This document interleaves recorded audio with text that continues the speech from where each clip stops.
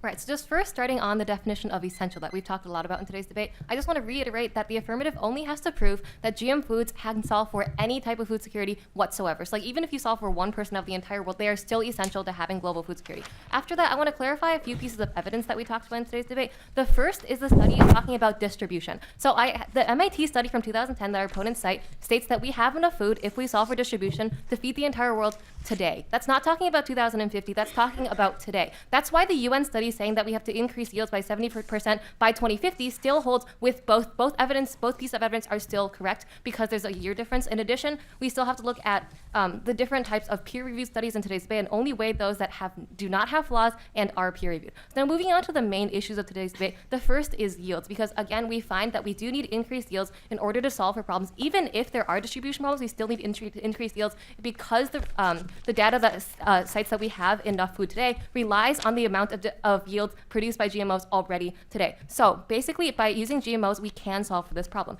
Our evidence that we provide in case of Sexton and Zilberman still continues to say that yields are increasing by up to 65% in every country that has adopted GM foods. Even though they have a critique of Klumper that we provide, they still have no evidence that the actual evidence was false. They simply critique it. However, the evidence still stands, and there still is an increase in security when people adopt GM crops, whether they be food or other. In addition to this, Brooks and Barfoot still continues to say that there is up to a 20.5 billion direct income from GM foods, and they did not cherry pick data. They were looking at all yields. And in addition, one part that has been mostly neglected within today's debate is disease tolerance, which is specific to GMOs, because only by inserting another gene can you actually solve for certain diseases like papaya. And because of that, we solve for food security in places such as Hawaii, places that depend on citrus, on potatoes, and this is unsolvable without GMOs, and because of that, they are completely necessary. Now moving on to the second main point in today's debate, about developing countries. First, we look at the social benefits. The only benefit that they cite when we're looking at women's studies is this, I believe it's maize that has 50% less labor. However, that's simply not implemented today. However, GMOs are, and they are solving for women because they decrease the amount of labor needed, allowing women to get education, allowing them to have smaller families, which provides for future food security. In addition, they talk a lot about counterfeits and monopolies within developing countries. However, they simply don't cite any impacts of this, and they actually contradict, because if counterfeits exist, then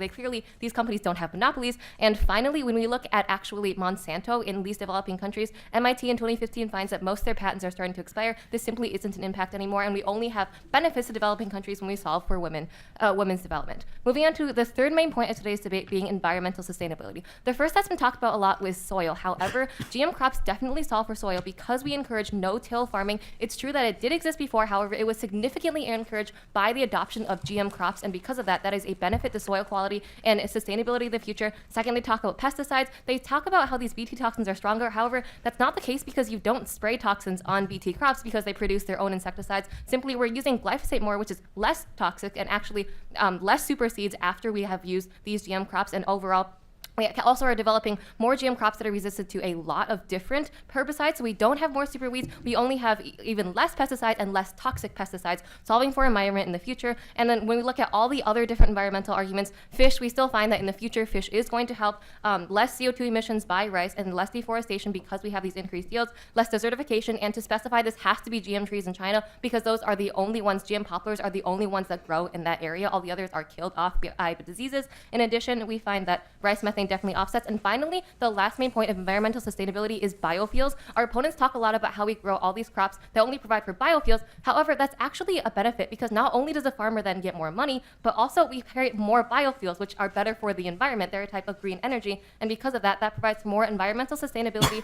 for better food security in the future. Now, finally, looking at the alternatives that the negative has provided to GMOs. The first is mostly distribution. However, just want to reiterate that their current evidence still relies on the amount of GMOs that are produced today. In addition, we still maintain that up to 974 more calories that we cited earlier has to be produced per person by 2050, even if we look at current production levels. And finally, Stella Yuzogara from Biotechnology Advances finds in 2000 that actually GMOs can also uniquely solve this problem, as we stated also within Crossfire, because they can delay the ripening of fruits and vegetables. We state the example of a tomato, which leads to longer shelf life as well as better in shipping and handling properties. So because of that, if we have GMOs, it also solves for distribution because we have foods that rot slower and it can actually improve ship recycling and handling properly.